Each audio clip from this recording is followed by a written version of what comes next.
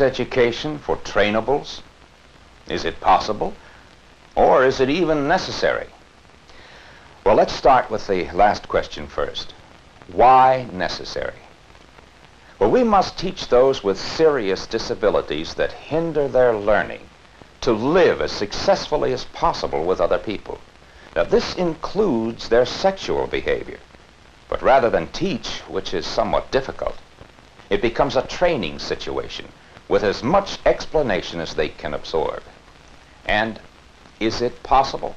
Well, through training, they will realize who they are as men and women and what is expected of them in social situations. Sex education for the trainables should be made as simple as ABC. A, awareness of their bodies and their feelings.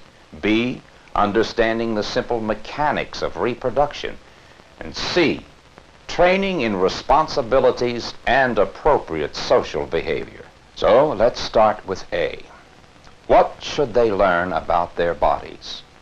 As much as they can. Now, the ideal situation is a one-to-one basis. But if this is not possible, the group should be kept very small and include only those who will pay attention. Those who teach must do some special examination of how they themselves feel about sex.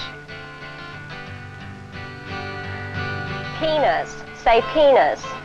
Penis. Louder. Penis. Give me another word for penis. Prick. Prick. Cedar. Peter. Clock. Cock. Rod. Rod. Stick. Dick. Prick. Prick. We've got it. Me.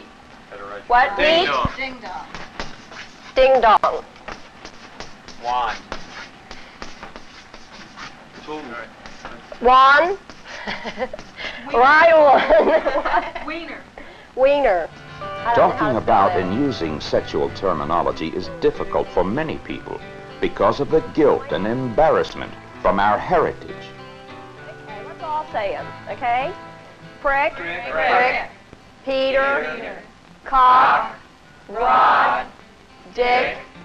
Meat. Ding dong. Wand. Wiener. Tool. Joint. Teachers must be able to use these words without becoming upset, or they will not be able to communicate with their students. Now, let us watch a teacher in an actual session, leading a discussion concerning the differences between boy and girl. Okay, we talked about some of the differences now. Men and women and the jobs they do that Sandy mentioned. Yes. Okay? Now let's just look at the bodies. We're going to talk about the other things that make a man and a woman different. Okay? Now, what about up here? Are they the same? Not as a man. No. Okay. Nancy, do you know what a woman has up here? What are these called? Do you know a word? Do you know a word for those? No. Any word? Anybody? Breast. Breast. The breast. Okay. Do you know any other words for those? Tits. Tits. Okay. Right. Okay. Everybody knows one of those two words? Yes. Do you think that's a nice thing for women to have? Yes. Are you happy that you have breasts? Yes. I am. Yes. Go along with that. Huh? I go along with that. You think that's a nice thing for women to have? Right. Okay. What does the man have that the woman doesn't have? Penis. Very good. Penis. Does everyone know that word? Yes. Penis. What do you think? Do you think that's a good thing for a man to have a penis? I think.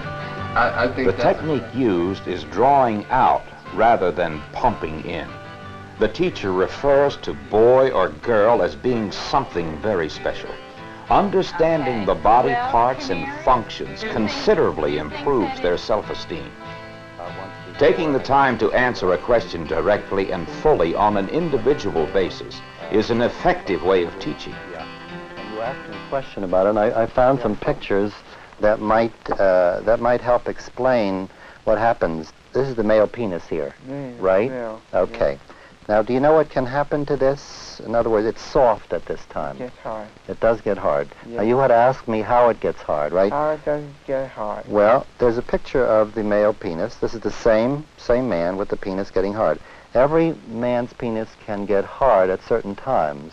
Do you ever have that happen to you? Once in a while. Yeah. Do you ever wonder about it? Yeah, I wonder about Yeah. that. What usually happens after it gets hard? When I go to sleep at night. Yeah. Fix up it, go in the toilet, then it goes down. Very good. You know, inside the male penis, there are a lot of little blood vessels in there, That's right. inside, and these kind of swell up, and that's how it gets hard. And it's a very normal thing. Every boy goes through that. Every boy goes through that. You realize that? Yeah. Okay. All right. As long as you know that. Sandy, we're going to talk again about the parts of your body, okay? And the fact that a girl has 3 holes between her legs. Yeah. 3. How many, Sandy? 3. Okay, now let's look at this picture. Okay? Yes. You see that? This hole here is the hole where you make a BM, Yes. and it's called your rectum, Yes. okay? And this hole here is the hole from which you pee when you go to the bathroom or urinate. Yes. What else would you use it for? Well, that's just used to urinate. No, it's not used to menstruate, too. No, that's another hole, and we'll talk about that, because there's 3 holes here. Now, you show me what I showed you. BM, this is when it says, this is when you menstruate. No, this is the hole you pee from. Yes. This is the hole you make a BM from. Yes. And this hole in between the 2, Yes. that's called your vagina. Yes. And that's the hole from which you menstruate. Yes. Now, Have you them show it repeat, to me. if possible, to show that the lesson is being understood. And then, a few days or a week later, review the exercise to check on the progress. As a first step in understanding reproduction, we need to prepare trainables for the emotional and physical changes in their bodies. Children need this information before they reach puberty. Adolescents and adults who have never had this training need this knowledge as a foundation. For instance, a girl with a serious learning handicap who has been introduced to the experience of menstruation will be able to accept her first period without trauma. This is what happens to me. It will happen to you. It's all right. It's part of being a woman. This communication is repeated many times so that when a girl has her first period, she will not be frightened. This is what happens to me. It will happen to you. It's all right. It's part of being a woman.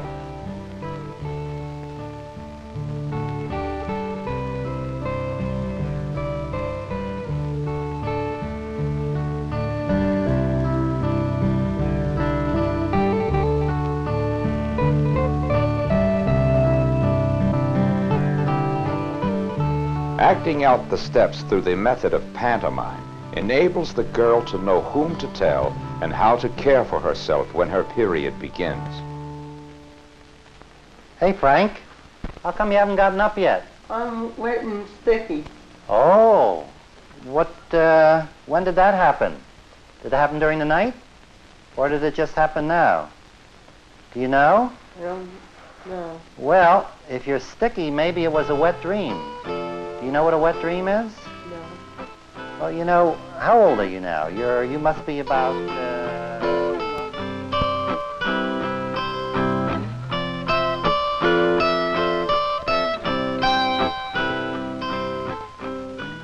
The counselor shows a calm, accepting approach to this boy who has just had a wet dream. There is no scolding or recrimination. The boy is not frightened, and there is no reason for him to feel guilty. Frank, I'm sure you understand now just what happened and that this is probably going to happen quite a few times more, like it does to everybody else, and it's quite normal, right? I think the best thing we can do now is to show you how to clean it up. Okay? Okay.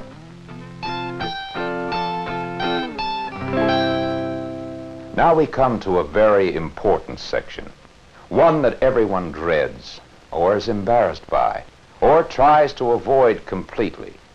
The simple mechanics of reproduction, or sex, or screwing, or whatever you want to call it. This is a pillow, and the lady's lying down. Sandy? Yes. Is the lady lying down on her back? Yes. Okay. And the man's lying down on top of her? Yes. Right? Okay. And they're having sex? Yes. Right? And sex is a way that a man and woman start a baby. His penis gets hard, see? Yeah. Okay, it gets hard and it sticks out from his body. Yeah. And that's when the man puts his penis, okay, into the hole that the lady has between her legs. Yeah. Okay? Now see? That's what he's doing. He's putting the penis into the hole between her legs. The girls are not confused by the introduction of different positions or moralizations. That's how the lady is pregnant. If the retardate can understand sexual intercourse, future sessions could include related responsibilities, such as appropriate times and places, and the purpose of birth control. Many people believe that important elements of sex education are social behavior and responsibilities. Social acceptability involves being comfortable with one's own sexuality.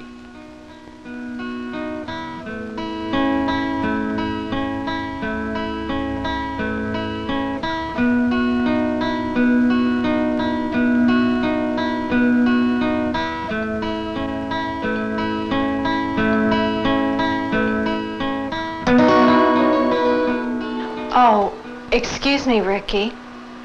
Ricky, I did see what you were doing. It felt good, didn't it? It's all right. We all have feelings like this sometimes. I'm just glad you're doing this in the privacy of your own room. When you're a little bit older, we'll have to talk more about these feelings and what causes them and how we can control these feelings. I'm sorry I intruded on your privacy. I'll be sure to knock next time, okay? This manner of response frees the child of guilt and assures him he is normal. It opens communication between parent and child and introduces the concept of responsibility for his behavior.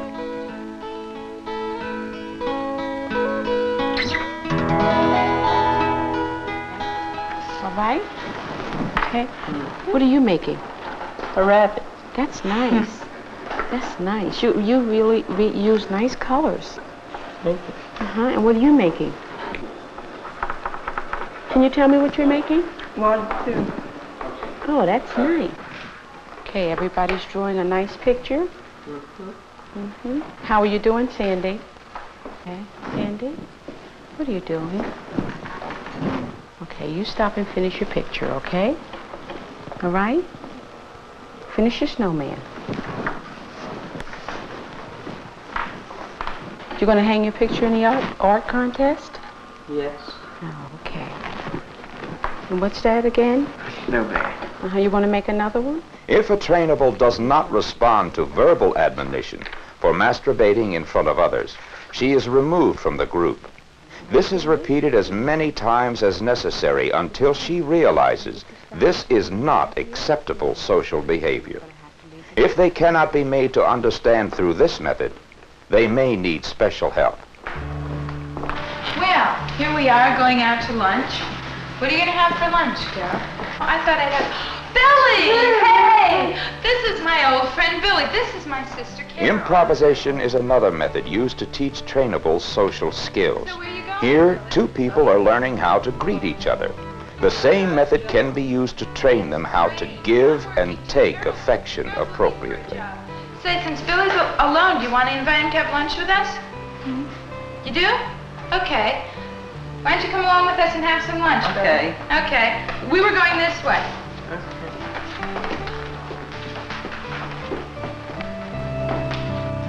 How you doing? Fine, Susan. What you been doing yourself? Working at the bank. What you doing at the bank? I'm a cashier. I took him to the bank. We going now? To lunch. Oh, Where you going? I'm going to lunch too. You want to join me? No, thank you. Valentine, maybe? Maybe. All right, thank you. Welcome. Sex education should also involve instructing them how to recognize and avoid sexual exploitation. Trainables are particularly vulnerable because of common characteristics of trust, lack of judgment, and desire for affection. These individuals must be trained and exposed to well-supervised social situations in order to relate to both sexes.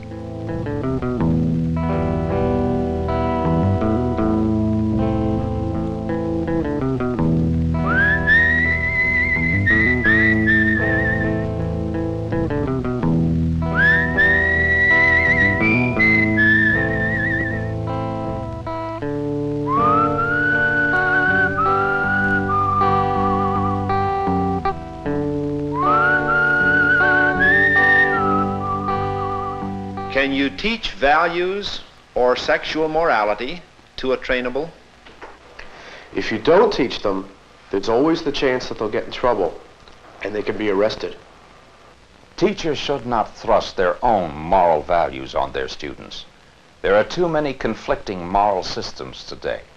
This is the responsibility of the family, if available. However, it is the teacher's duty to enlighten their students on the commonly accepted standards of sexual behavior.